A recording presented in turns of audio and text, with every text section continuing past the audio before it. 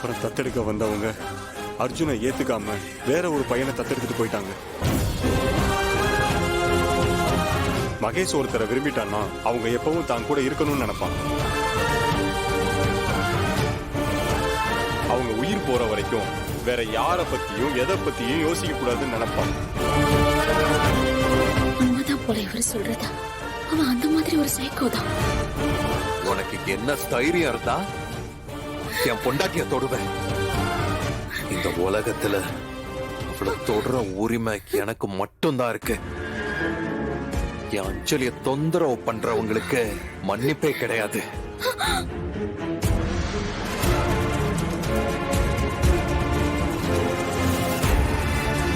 அது ஃப்ரெண்ட்ஷிப்பா இருந்தாலும் சரி, வேற எந்த உறவா இருந்தாலும் சரி, அது அவனோட பிறவி குணம். தான் விரும்பின ஆளை தான் கூடவே வச்சுக்கிறதுக்கு எந்த எல்லைக்கும் போவான்.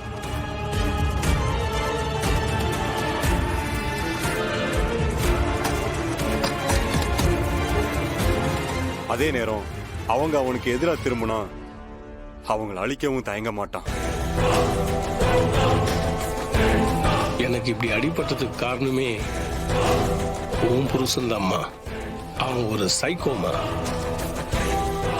உங்களை பார்த்தா ரொம்ப நல்லவங்களா தெரியுது. எப்படி அவங்கிட்ட போய் மாட்டினீங்க?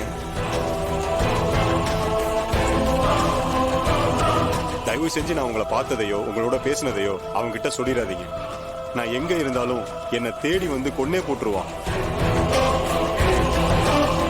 அப்ப நான் கிளம்புறேன். பாய்.